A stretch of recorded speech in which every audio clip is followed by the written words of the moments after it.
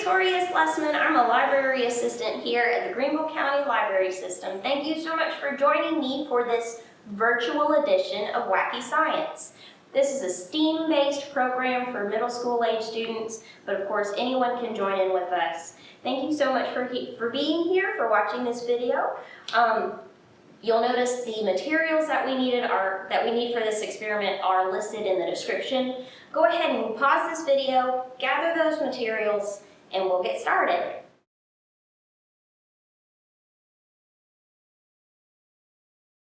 So first what we're going to need is aluminum foil, tape or glue, whatever you have on hand, scissors, black or very dark construction paper, plastic wrap, and then whatever box that has a lid that you can get your hands on. So today we're going to be using a pizza box for our example, but there are lots of different boxes that you can use and make work. So everybody probably has an Amazon box lying around their house. For an Amazon box, what you can do is cut off the long flap for the lid on one side, tape it to the flap on the other side, and then cut off the short flaps on either side there, just so you have a box with a lid. So that's one option. Another is a shoe box.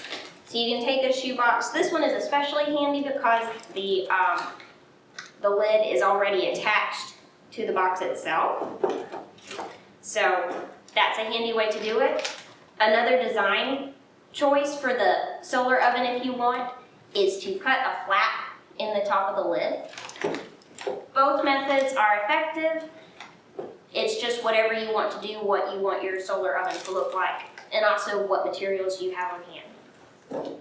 Finally, the one that we're going to make today, as I knock things over, the one that we're going to make today is this pizza box version here. This is the simplest one. It also requires the most aluminum foil. Here again, I will go over how you can make the materials you have at home on hand right now work. But you will cover the entire inside of the pizza box with aluminum foil. Just be sure you eat the pizza first. We're not cooking the pizza. So that's one option. So here's our pizza box. Just be sure that you enjoy the pizza inside of it first before you use it. So you'll take your pizza box and you will line it with aluminum foil. Let's say you don't have quite enough aluminum foil to line the box, or your mom won't let you have all the aluminum foil you need, which is understandable. Thank you, Mom. But let's say you don't have quite enough. What you can do instead is just line the top lid of the pizza box, and then for the bottom, use more black construction paper. So just know if you don't have all the materials you need, you can still participate in this lab. So we'll go ahead and line the entire pizza box with aluminum foil. It doesn't need to be perfect. We're just trying to make as much of the box nice and shiny as possible.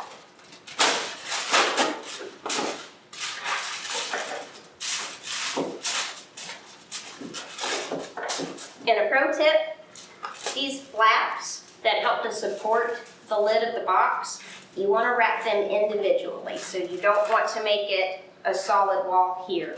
You want them to still be movable and flexible.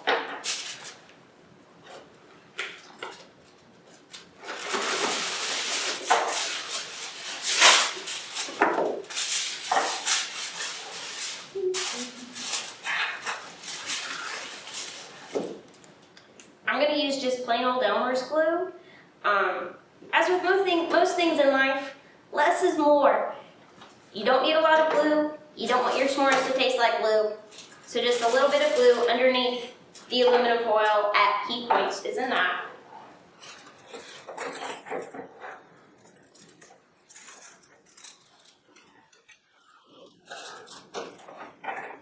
And again, remember to leave these flaps open, so I'm leaving this one uncovered.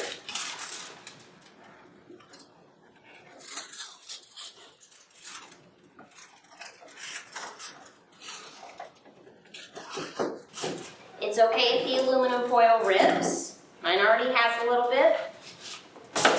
It won't affect the performance of your solar oven.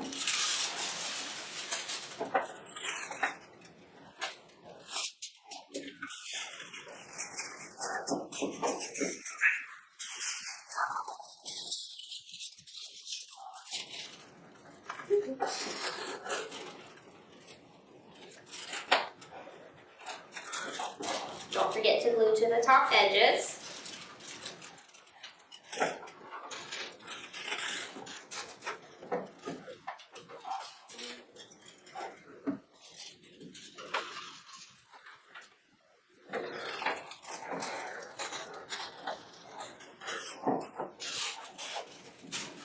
Okay.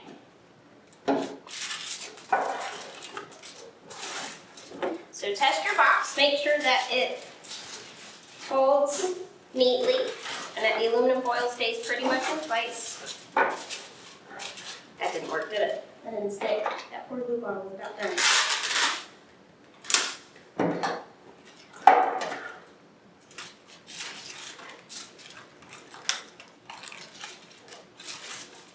I'm using a combination of glue and tape. It's just what I have on hand to make things stay where I want them to be.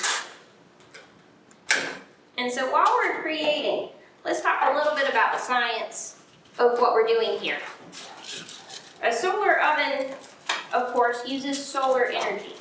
Solar energy is a renewable resource, and that's becoming more and more important in today's world as we worry about things like global warming, climate change, and how our energy choices impact the environment. So solar energy is a fantastic resource because, of course, the sun is there. It should be staying there for another couple billion years, hopefully. So we know that we have that reliable source of energy. Unfortunately, solar panels, solar cells, they take a lot of energy to produce. They're very expensive and they require a lot of space. So we're using this entire pizza box to heat a single s'more. And it's only going to get it heated enough to eat. Imagine how big a solar panel you might need to heat your house or to power a company. And that can be something that perhaps you in the future are part of the change and part of the science in creating. Maybe you are going to make a better solar panel, a better way to capture solar energy. Or just a better way to make s'mores. All right, so we've come outside. We've got our aluminum foil lined pizza box. We're in a very nice sunny spot. I've got my black construction paper. I'm just gonna lay it down in the pizza box. And then all you have to do is construct your s'mores.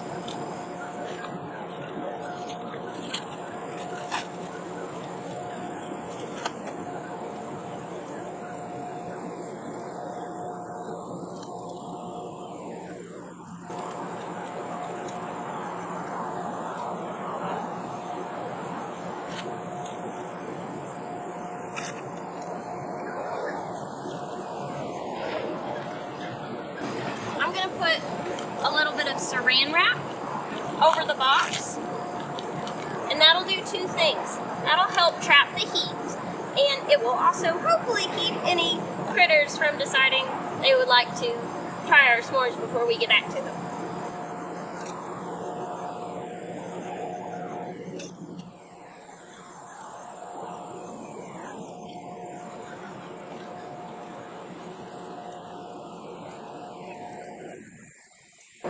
You can use tape to help keep the saran wrap in place. And if you don't have saran wrap, don't worry, it's not a necessary part of the solar oven. The key thing is to have the black paper, because remember, black absorbs heat, and that's going to help trap heat underneath the s'mores and keep them cooking. And then of course the reflection from the aluminum foil directs the sun's rays and helps cook the s'mores. The last step is just to position your pizza box lid. You can simply prop it. You're trying to make it as shiny as possible in the box. You're just trying to reflect as much of the sun's rays onto the s'mores as possible. And if the box lid won't stay propped on its own, you can also stack some books behind it. You could maybe prop it against a wall of your house. Again, none of this needs to be perfect. You're just trying to capture as much of the sun's light and reflect it onto the marshmallows as possible. Yay! Okay, so we have pulled the solar oven from outside. We've removed the plastic wrap, and you can see that one of the marshmallows has even expanded a little bit. They're not, of course, going to get that toasted outside that you would get from a campfire, but they are going to expand a little bit. It is squishy. The chocolate is all melted and gooey. And the moment of truth. Oh my gosh. This is a mess. Let's take a bite. Ow. That's very good. That's delicious. Thank you so much for joining me. Thank you so much for joining me. I hope to see you again on another Wacky Science episode. Have a great day.